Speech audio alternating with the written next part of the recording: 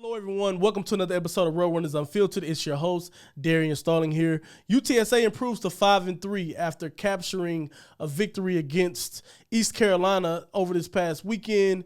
UTSA is now 4-0 in conference play and seems to be rolling pretty smoothly. I'm going to break down the game, give you guys my thoughts offensively on what I've seen and what my thoughts were, and also on the defensive side of the ball. But I also want to dive a little bit into what was the talk of Twitter this week with regards to the student vote. So make sure you guys stick around for that. But before I jump into that, make sure you smash a like on the video and subscribe to the channel. Really trying to boost the community and bring more folks in. So if you guys would be so kind to do that, I'd really appreciate it.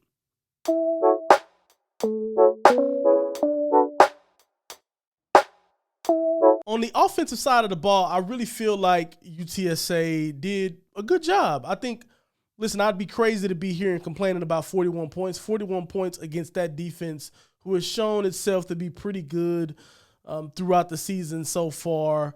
UTSA coming in and dropping 41 on them is not easy to do, and I commend us for doing it. I think we were the better team overall, but offensively, I really think they set the tone for the game, and that was great. And I also think that we're starting to learn what Frank is comfortable with. Frank is comfortable now trusting Tyke Ogle-Kellogg, which for now on he's going to go as Big Play Tyke on this particular podcast. But, you know, him and Devin McEwen are really starting to emerge as favorable targets for Frank Harris, and I think also Joshua Cephas obviously came in big. 4 catches, 183 yards. He was just running all over the place, scoring a couple of touchdowns along the way. So, listen, I think that was great. I think our rushing attack was pretty quiet, relative to other games, but Robert Henry found the end zone. Rocco Griffin had a nice long run there. He was the leading rusher. He only had 5 carries, but he had 80 yards, which was really nice. I think Kavorian Barnes was really quiet, which is kind of concerning. Only 7 carries for 8 yards, so not great, not a great performance from our running backs, or not a great performance for him, but I think our running backs were just relatively quiet. But I think that's just based on how the game was going for them offensively, and I think the receivers and some of the things we were doing on play action really helped out. I'll tell you something that worked a lot, and we start to see this last week as well, but I've noticed the coordinator starting to sprint Frank out quite a bit, or just rolling him out. We had that play action boot play. We did that a couple times. Cephas had a big play. I don't think that's one of them that he scored on, but he had a really big play on the play action boot out to Frank's left. I've broken that play down. It's a UTSA staple. We've been doing that play for years. We just dress it up differently. We'll do it out of different formations. Sometimes we'll do it out the pistol, where we'll fake like we're running right. Frank will then, curl around on the play action and boot left, and he'll have basically high lows. He'll have a tight end on his rollout side that's right in front of him. He'll have someone coming from the backside that's running kind of that mid-level. Then he'll have a receiver that's out to the side of these boots doing a comeback that's on another level. So he just has 3 levels of people he can choose to throw the ball to. And we've seen that we got in trouble with that because there was one of the pick sixes, but we also hit that play a couple of times for big yardage throughout that game. And it was obviously something that the coordinator had seen on film that made him say, like, hey, we're going to put this in our game plan even more, because there was some sort of weakness that ECU was showing that we ultimately exploited. So I think that was really good. I think one of the things I kept seeing too is we wanted to stretch all 4 zones deep. So on a couple of plays, which you see on Tyke Ogle-Kellogg's, Big Play Tyke's touchdown, the long ball he had, not the short play action, but the long ball touchdown he had.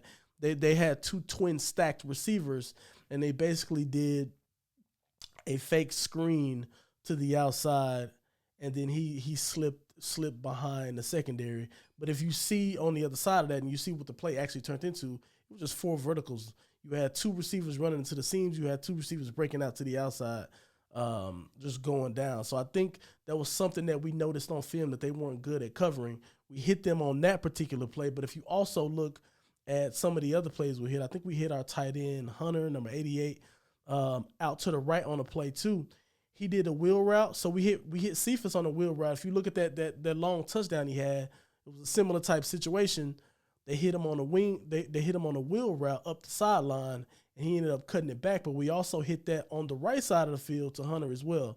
And what you will have two receivers to that side. You'll have someone occupying the safety, running dead at him, running a post. That's what you've seen with Hunter. You had him slip behind the wheel. So that team was not very good at dealing with 4 vertical receivers, and we found a few different ways to get that look, and it was just masterful. So I think overall our offense did some really good things, and we exploited what their defense was giving us, and we did our thing. I think if I'm being nitpicky, and it would not be me if I'm not being nitpicky on just things I think we can get better at as we start to play, some of the better teams in the conference here in these next few weeks. One thing that I'm a little concerned about is Frank Harris has 3 interceptions over the last 2 games. He threw 2 against FAU, and we had another one last night, although his stat sheet was insane last night. Was a pick 6, wasn't a good decision. We just have to put an emphasis on taking care of the ball. I think for Frank, this is kind of out of character. He's on pace right now to throw for the most interceptions in his career, and he's missed games this year. So hopefully we take care of the ball a little better in these next few games, because each possession is going to mean a lot going forward in these next few games. So that's something that I have in my notes here that I just think that we have to be weary of. It's not anything that should cause big concern, but, we just want to be careful with the ball going forward. I'd also like to see us control the clock a little bit more. So in my opinion, we were a lot better than this team. I think offensively we could have pretty much done whatever we wanted to. Don't get me wrong. I'm not trying to be disrespectful to their defense. I just look at what we were doing offensively, and I look at the talent that we have, and I could just see that we're a better team, and obviously it showed with us putting 41 points up against them. But I'm always going to take the big plays. So whenever we can stretch the field and we can really show the deep threat and that sort of thing, obviously big play Taki with another downfield touchdown, even Devin McEwen with the early downfield touchdown, that deep threat establishing that is going to open things up underneath. But even though I'm happy about that, a team like this, they did score 27 points, and I understand they scored the last touchdown with like 16 seconds or so left on the clock. I actually had stepped away from the TV, and I wrote in my notes that the score was 41-20. I didn't even realize they had scored that last touchdown until I replayed some of the game today. But I think that we can just do a better job at, controlling the clock, not giving them an opportunity to have so many possessions, having some long drives that takes a lot off the clock. They had the ball more time than we did. They had the ball 33 minutes to our 27. So it would have just been great for us to just control the clock a little bit more, slow the pace of the game down in our favor, and give our defense some rest and things like that. So that would have been great. But I think overall, great performance from our offense, and I don't have any, real complaints about that. I just hope we continue to build as the season progresses, or as we wrap up the season. I think we only got 4 so games left. So moving on, transitioning to the defensive side of the ball. So if I'm honest, I feel like the defense could have played a little bit better, but I that's me sort of being nitpicky as well. I thought that their offense, if you look at their offense coming into this game, I do think their offense overachieved based on the film that they've put forth over the last few weeks. They don't score very many points. They don't have very many games where they're scoring even 27 points, right? So I just thought that was sort of weird. And to be fair to the defense only was responsible for 20 of those points. Obviously, 7 came from that pick 6, but I don't know. I expected our defense to really impose their will. I'll tell you this, Trey Moore is a superstar.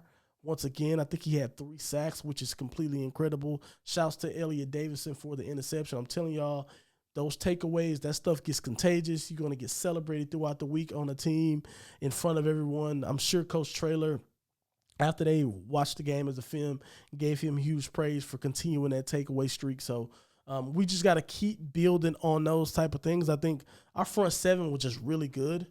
They couldn't do anything in the run game. I thought that was really important to really setting the tone defensively and just giving them trouble. They like to try to run the football, and they just didn't have much to do, to be completely honest. We were, getting off the field on some of these third downs as well. So I think defensively, the performance was pretty good. It wasn't great, but at the same time, the way I look at it is I don't expect our defense to be perfect. We're not going to have a perfect defense, especially in the conference that has the type of offenses that we're going to be dealing with. However, I do think they did show what I kind of want as a defense. They bent, but they didn't break. That can win us football games. When you have an offense as high powered as ours, as long as we don't break, we'll be fine. We'll be in any game because we know that offense can put up a ton of points, right? I am pleased with some of the stuff that we've put on film. If you look at our last 4 games, we've went over 43 out of those 4 games, and we went 36 against FAU last week. So our offense is back. So if we continue to score points like this, our defense, they don't have to be excellent. They don't have to be great. It'd be great if they were, but they don't have to be. So I just think overall good performance from the team. I did expect it to be a little bit more dominant. I think 27-41 is not a great representation of how close that game was. It's only 14-point difference. If I'm being honest, I think 20-41 doesn't really represent the distance between the teams, in my opinion. I think we should have scored more points probably, or we should have held them to lesser points. I think we were at least 24 to 28 points better than that team, in my opinion. And sometimes it doesn't show. And hats off to them. They put up a fight. They fought to literally the very end, and you can do nothing but commend that. But UTSA was the better team that came in and handled business. Now, going over to my last topic that I wanted to chat about, and it's the student vote. So basically, in a nutshell, students voted, and I think 70% of the vote went toward this, but students voted to not increase tuition to, basically support athletics and to bring more money into the athletic program. And I'm not surprised that the vote went the way it went. There's been a ton of discourse on Twitter about who's right, who's wrong, who's to blame, the benefits of this, what this says about how UTSA, the student base, they're supporting athletics. And then you have students that are on here who are defending their position, saying that I voted no and giving reasons why and that sort of thing. So my thoughts on this, it's interesting. So whenever, I'll just give you guys a story. It's story time. Whenever I committed to UTSA, enrolled in August of 2010, I'll never forget there was one particular time I had 2 conversations in my first, I want to say 3 semesters at the school that kind of just put in perspective on wow, we are a new program. This is a school that's not accustomed to, being super behind athletics. I had a conversation with another athlete. He was a baseball player at the time. Don't remember his name. But I had a conversation with him in study hall. And I think we basically just started talking because we were next to each other on the computers. And I would see him a lot in there. He would always have this weird look on his face whenever some of the football guys came in. And one day we had a cordial relationship. I kind of I talked to him. I got some insight to him of why he looks like that every time we come in. He told me specifically, I came to this school and committed to this school because there wasn't a football team here. I came here because there wasn't football. I didn't want to deal with football players. I didn't want to be overshadowed by a football team. That's why I came to this university. I didn't realize they were bringing the football team in. So that's why I get pissy whenever you guys come into the room. He told me this. And it was respectful and stuff like that, but he was honest, and I appreciated that. So that's one thing that kind of was like, dang, like, we're not liked here very much. And I even think socially, whenever we got here, I remember fraternities having issues with the football team and stuff like that. And this is whenever like UTSA first had a team. This is like original 18 stuff and all of this. Fraternities wasn't as acceptant.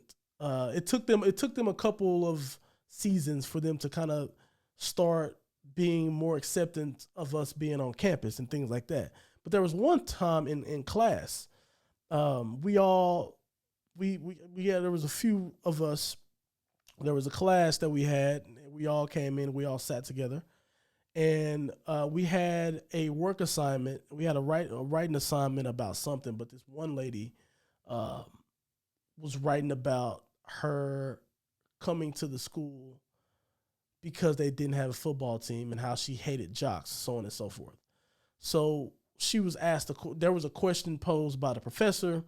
This lady stood up and she talked about her paper being about why, UTSA shouldn't have brought on a football team. And then what was crazy about that is she like turned around and like started berating us with like crazy comments about like how, dumb we are. And just some of that stuff was nonsense, right?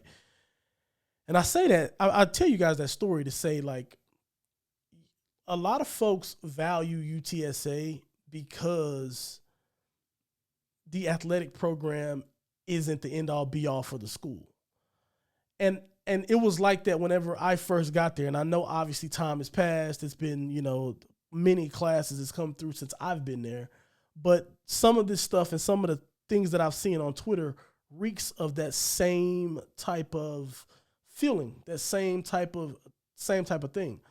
And I think it really comes down to education and understanding how athletics and a good athletic program benefits the student. Also, the non-student athlete, because there's a lot of benefits there as well.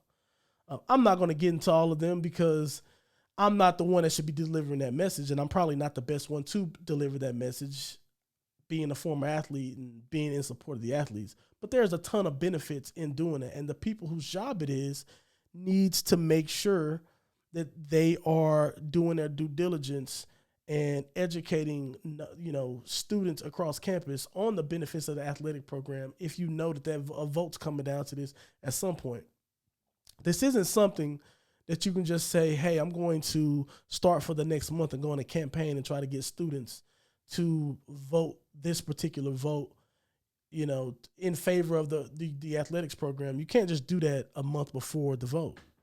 That's stuff that's going to have to always be in students' face. You have to change the thoughts and the minds of these folks and the culture at UTSA. You have to change that with, a residual amount of information about these things. Right, you have to really show and display how it benefits the students, because as long as that there has to be a vote. And shout out to Adrian, I think for Adrian of Alamo Dome Audible. Oh no, I think it's Alamo Audible now.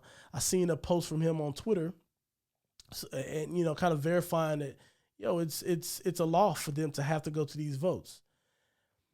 I think that with that still being in place, or that being in place, it's not just going to be, now this happens, there's just going to be a big uproar and people are going to be mad and share their frustrations. I don't think it's time to blame the students. I don't think the students need to be blamed. I think they need to be educated on the benefits, and the benefits needs to be put on the platform. And I know there's a thing of like, well, we shouldn't have to spoon feed these people this information. Well, if you want them to vote a certain way, yes, you have to. Yes, you have to. Because it's not going to be their job. If they don't really care about it, why should they go do their own research? Right? So, like, yeah, they're going to vote for something, but the easy vote for them is, well, I don't want my tuition to increase. That's the easy vote. I guarantee you they're going to say, I don't go to the games anyway, or I go to some of the games. I'm not worried about XYZ.